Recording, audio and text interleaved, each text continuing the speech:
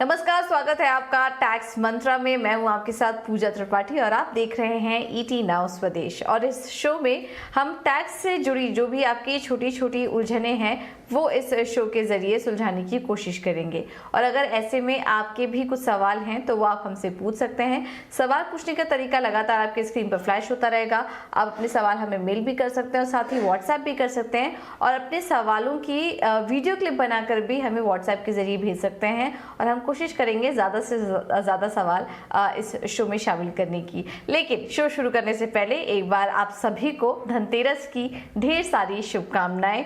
हम उम्मीद करते हैं कि इस बार धनतेरस के मौके पर और दिवाली के मौके पर आप सभी के घर में सुख समृद्धि और शांति बनी रहे।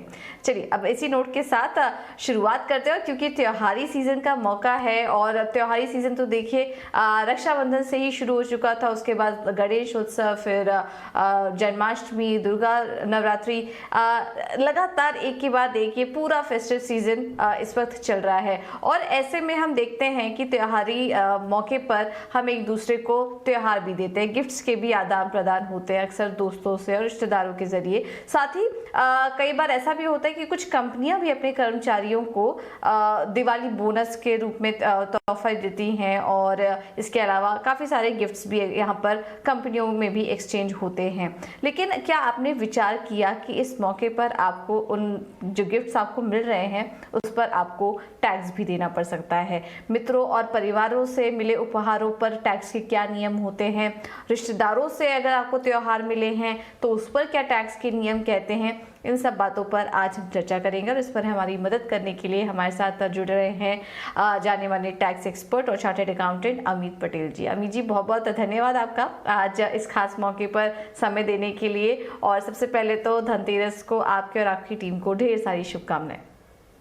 जी पूजा जी, थैंक यू वेरी मच। और सभी दर्शकों को धनतेरस और दिवाली की ढेर सारी शुभकामनाएं। दिवाली के अवसर पर कई बार पर्टिकुलरली भारत में सब लोग एक दूसरे को भेंट देते हैं, गिफ्ट्स देते हैं। तो जाहिर है कि सबके मन में ये सवाल उठता है कि अगर मुझे कोई गिफ्ट मिलती है या भेंट मिलती है तो क्या मुझे उस पर इनकम टैक्स भरना पड़ेगा या नहीं। इसके बारे में आज हम बातें करेंगे। तो ओवर टू यू पूजा। चलिए और अब शो की भी शुरुआत करते हैं। और जैसे कि आपने भी बताया कि आज इस मौके पर हम ये समझने की कोशिश कर रहे हैं कि काफ़ी सारे गिफ्ट्स का जो आदान प्रदान हुआ है इस दौरान, उसमें किस तरह के टैक्स के नियम क्या कहते हैं। तो सबसे पहले तो ये समझना चाहेंगे कि जब गिफ्ट्स दिया जाता है, एक्सचेंज होता है, तो यहाँ पर टैक्स देना किसको पड़ता है? जो दे रहा है उसे या गिफ्ट जिसको मिल रहा है उसको? सही सवाल है। फिलहाल जो हमारे कानून है उसके अंडर जब कोई गिफ्ट देता है तो देने वाले को कोई टैक्स नहीं लगता है। लेकिन जिसको भेंट मिलती है, जिसको गिफ्ट मिलती है, रिसीवर ऑफ द गिफ्ट, उसे अगर कोई कंडीशंस सेटिस्फाई नहीं होते हैं जो कानून में लिखे गए हैं, तो उसको उस गिफ्टेड अमाउंट पर टैक्स भरना पड़ेगा, इनकम टैक्स भरना पड़ेगा। बहुत साल पहले हमारे देश में एक गिफ्ट टैक्स एक्ट था, जो एक्ट के अंडर जब गिफ्ट दी जाती थी तो थोड़े साल तक गिफ्ट देने वाले को टैक्स भरना पड़ता था, फिर चेंज हो गया और गिफ्ट जिसको मिलती थी उसे देना पड़ता था, लेकिन वो गिफ्ट टैक्स था। अब गिफ्ट टैक्स नहीं है लेकिन इनकम टैक्स है। और जिसे गिफ्ट मिलती है अगर वो कंडीशन सेटिस्फाई नहीं करते हैं तो उस पर उनको इनकम टैक्स लगेगा। बिल्कुल, तो ये इससे जुड़ा नियम है जिसका कि आपको ध्यान रखना है। इसके अलावा गिफ्ट अगर मिलता है तो उस पर बेसिक एग्जेम्पशन लिमिट क्या है, इसको लेकर क्या नियम है? अमित जी भी हमें बताइए। जी, तो गिफ्ट्स दो प्रकार के हो सकते हैं। जब देने वाला आपसे कोई संबंध रखता हो, यानी आपका कोई रिलेटिव हो, और दूसरा जब जो आपको गिफ्ट दे रहा है उसका और आपका कोई रिलेशन नहीं है। तो अगर आपको गिफ्ट आपके रिलेटिव से मिल रही है और इसके लिए रिलेटिव का जो डेफिनेशन है वो इनकम टैक्स एक्ट सेक्शन 56 में दिया गया है, तो आपको वो पढ़ना चाहिए। और अगर आपका रिलेटिव आपको गिफ्ट देता है तो उसमें कोई थ्रेशोल्ड नहीं है, कोई लिमिट नहीं है। कोई भी अमाउंट हो, चाहे 50 रुपये हो, 50,000 हो, 5 लाख हो, 50 लाख हो, या और कोई भी अमाउंट हो, वो अमाउंट जो वो गिफ्टेड अमाउंट है वो आपको कोई टैक्स उस पर नहीं लगेगा। लेकिन अगर आपको गिफ्ट मिलती है उस आदमी से या उस व्यक्ति से जो आपके रिलेशन में नहीं है, जो आपका रिलेटिव नहीं है, तो उसके लिए एक लिमिट है 50,000 की एक साल में। और दर्शकों को पता होगा कि भारत में साल मतलब अप्रैल टू मार्च, तो ये साल में आपको अगर नॉन रिलेटिव से 50,000 से ऊपर अमाउंट मिलता है, गिफ्ट अमाउंट, तो वो पूरे सारा अमाउंट जो आपको मिलता है उसके ऊपर टैक्स भरना पड़ेगा। वो अमाउंट उस रिसीवर के इनकम टैक्स रिटर्न में जो उसकी नॉर्मल इनकम है उसमें जोड़ा जाएगा, और फिर उसके ऊपर जो भी टैक्स लगेगा वो उनको भरना पड़ेगा। ठीक है, ये तो समझ में आया कि जब आपको रिश्तेदारों से कुछ गिफ्ट मिलते हैं तो आपको क्या करना चाहिए। और यहाँ पर इस बात का भी ध्यान रखिए कि कुछ रिश्तेदारों से अगर आपको गिफ्ट मिले तो वो टैक्सेबल भी हो सकते हैं। उसकी एक पूरी डेफिनेशन है, वो जाकर आपको चेक कर लेनी चाहिए। और टैक्स बचाने के लिए अगर आप गिफ्ट रिसीव करते समय अगर इस तरह की कुछ प्लानिंग कर सके तो आप बेशक कर सकते हैं। तो ये राय आपको दे दी गई है। रिलेटिव्स की डेफिनेशन यहाँ पर ज़रूर समझ लें। एक और सवाल था मेरा अमित जी, ये तो बात की आपने रिश्तेदारों से जब गिफ्ट मिलता है, लेकिन हमने ऐसा भी सुना है कि जब एम्प्लॉय से कोई गिफ्ट मिलता है, आपके कर्मचारियों को जब गिफ्ट वो देते हैं बोनस के रूप में या कोई भी काइंड के तौर पर ही, तो अगर 5,000 से ऊपर का बोनस है या गिफ्ट है तो उस पर टैक्स देना पड़ता है। इसको लेकर क्या नियम है? तो देखिए, जब कोई एम्प्लॉय होता है उसको अपने एम्प्लॉयर से, अपने जहां पर भी वो काम कर रहे हैं वो कंपनी से अगर कुछ भी वेतन मिलता है तो उसे सैलरी कहा जाता है। लेकिन सैलरी के जो कंपटीशन का जितने भी सेक्शंस है इनकम टैक्स एक्ट में, उसमें एक जगह पे ये लिखा गया है कि अगर एम्प्लॉय को गिफ्ट दी जाती है, भेंट दी जाती है, और उसकी वैल्यू 5,000 से कम है, तो वो इनकम नहीं गिनी जाएगी। यानी उसको वो अमाउंट, मान लीजिए कि अगर दिवाली के अवसर पर किसी ने जो एम्प्लॉयर है उसने अपने एम्प्लॉय को मान लीजिए से 1,500 रुपये का या तो गिफ्ट वाउचर दिया या गिफ्ट दी, कुछ आइटम दिया, तो 5,000 से कम वैल्यू की ये गिफ्ट है, तो वो अमाउंट 1,500 रुपया उसके सैलरी में ऐड नहीं होगा। लेकिन अगर मान लीजिए कि 10,000 रुपये का गिफ्ट दिया जाता है, तो वो अमाउंट यानी 10,000 रुपया उस एम्प्लॉय के सैलरी में ऐड किया जाएगा परक्विजिट के माध्यम से, और उस पर उसको टैक्स भरना पड़ेगा। ओके, ठीक है। तो ये रहा, एम्प्लॉयज़ से अगर आपको दिवाली बोनस के तौर पर अगर आपको गिफ्ट मिल रहा है तो ये टैक्सेशन के नियम हैं जिसका कि आपको ध्यान रखना है। इसके अलावा और कोई स्पेसिफाइड ओकेशन है जिसमें अगर गिफ्ट मिले तो वो टैक्स फ्री हैं? जी, जो सेक्शन इनकम टैक्स एक्ट में है जिसकी वजह से गिफ्टेड अमाउंट टैक्सेबल होता है, उसमें एक प्रोविजन ये लिखा गया है कि अगर शादी के अवसर पर जिसकी शादी हो रही है उसको गिफ्ट मिलती है, तो वो चाहे रिलेटिव से गिफ्ट मिलती है या नॉन रिलेटिव से, और कोई भी अमाउंट की हो, उस पर उसको टैक्स नहीं भरना पड़ेगा।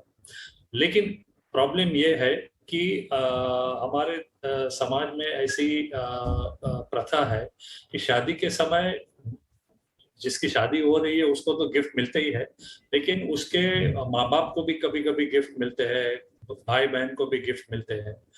तो ये जानना जरूरी है कि ऐसे अवसर पर सिर्फ जिसकी शादी हो रही है यानी ब्राइड और ब्राइडग्रूम, वो दोनों को जितनी भी गिफ्ट्स मिलती है सिर्फ वो ही गिफ्ट्स टैक्सेबल नहीं है।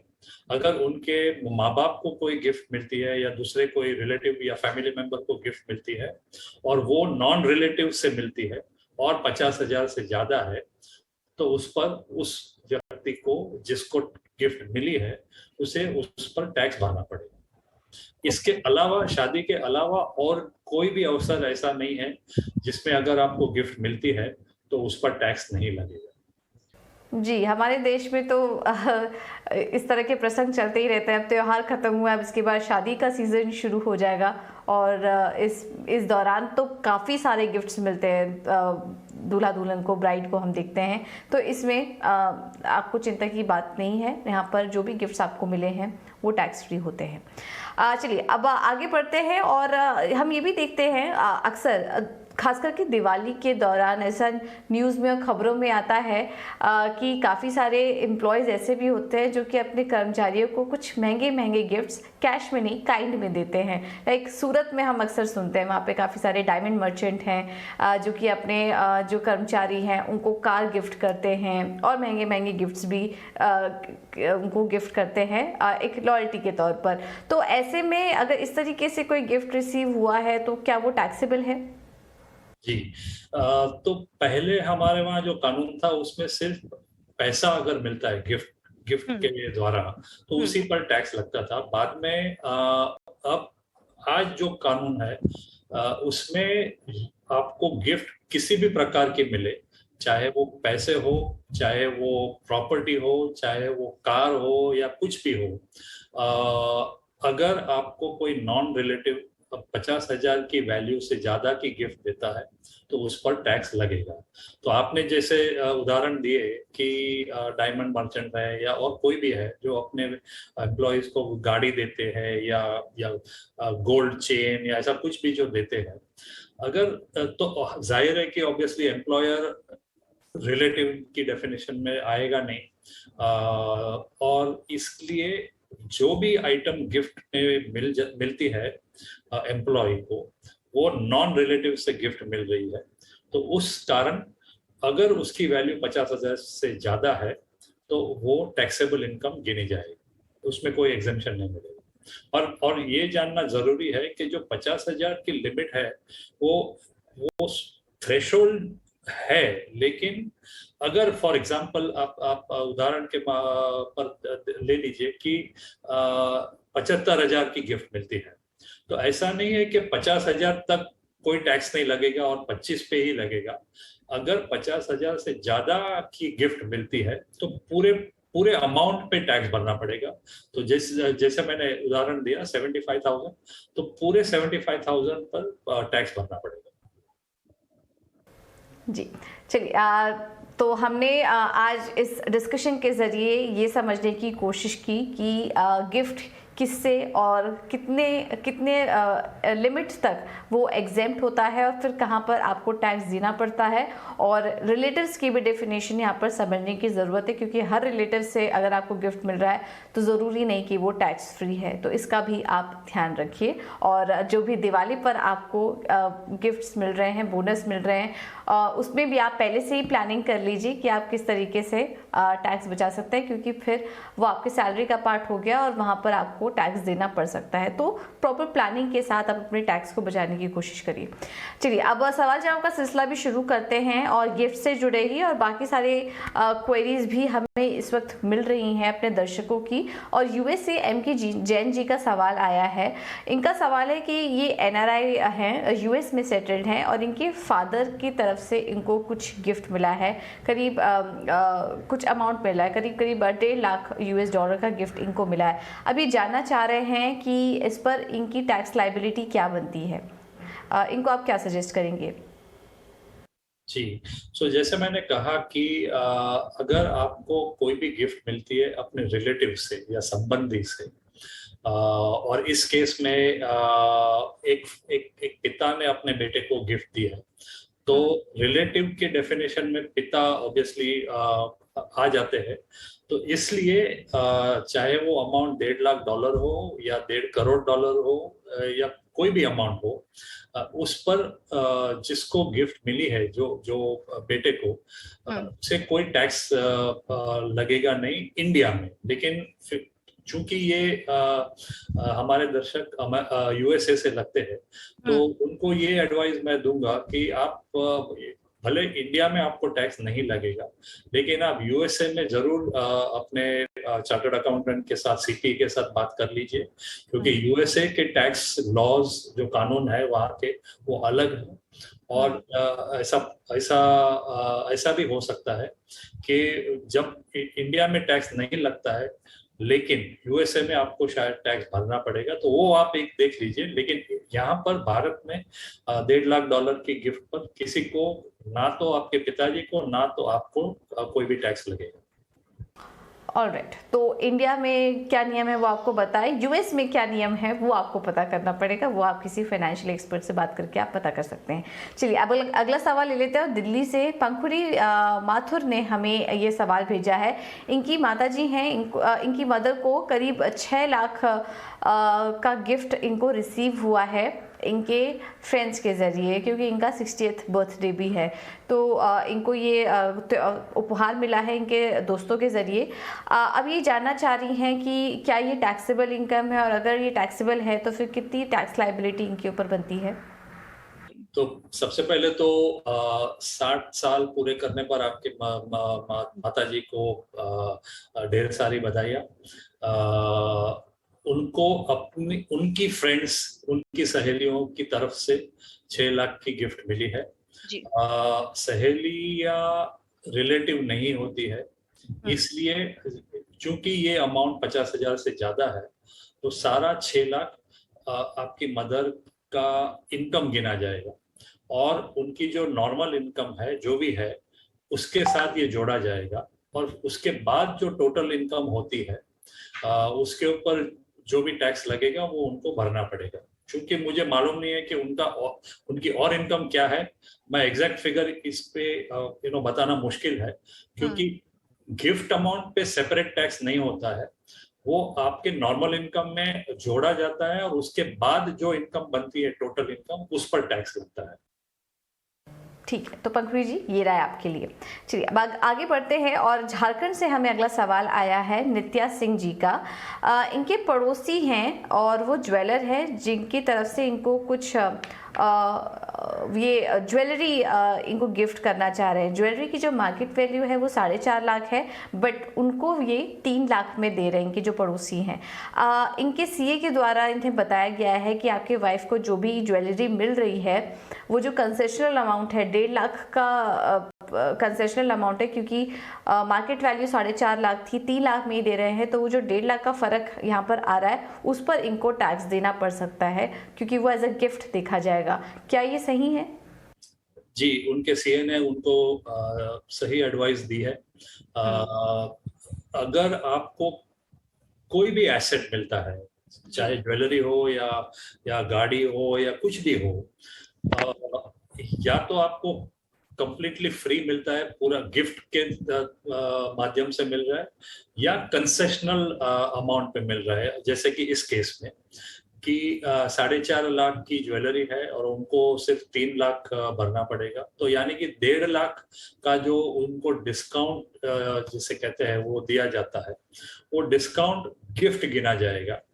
और चूंकि 50,000 से ज्यादा है, वो 1.5 लाख रुपया उनकी वाइफ के इनकम टैक्स रिटर्न में, बाकी जो नॉर्मल इनकम है उसमें जोड़ा जाएगा। और अगर उसके बाद टैक्सेबल इनकम से जो थ्रेशोल्ड है 2.5 लाख का, उसके ऊपर इनकम होती है, तो उनको टैक्स लगेगा। बिल्कुल, तो ये राय आपके लिए। 1.5 लाख का अमाउंट जो डिफरेंस है स्पीच, वो एज अ गिफ्ट की तरह ही ट्रीट किया जाएगा, और उस पर आपको टैक्स देना पड़ेगा। चलिए इसी नोट के साथ अमित जी बहुत बहुत धन्यवाद आपका, हमें अपना कीमती समय हमें देने के लिए, और गिफ्ट पर क्या टैक्स के नियम कहते हैं ये हमारे दर्शकों को डिटेल में और आसान भाषा में समझाने के लिए। उम्मीद है आपसे आगे भी मुलाकात होगी। चलिए, तो आज इस शो में हमने जानने की कोशिश की कि जो भी गिफ्ट्स आपको रिसीव हो रहे हैं बोनस के तौर पर, आप सभी को दिवाली बोनस के तौर पर या फिर दोस्तों से और रिलेटिव से काफ़ी सारे गिफ्ट्स मिले होंगे, तो इस बात का ध्यान रखिए कि उस पर टैक्स लायबिलिटी भी बन सकती है और कितनी बनेगी ये भी हमने आपको बताया। तो उस लिहाज से आप पहले से ही इसकी तैयारी करके रखें। और एक बार फिर से ET नाउ स्वदेश के सभी दर्शकों को धनतेरस की और दिवाली की ढेर सारी शुभकामनाएं। नमस्कार।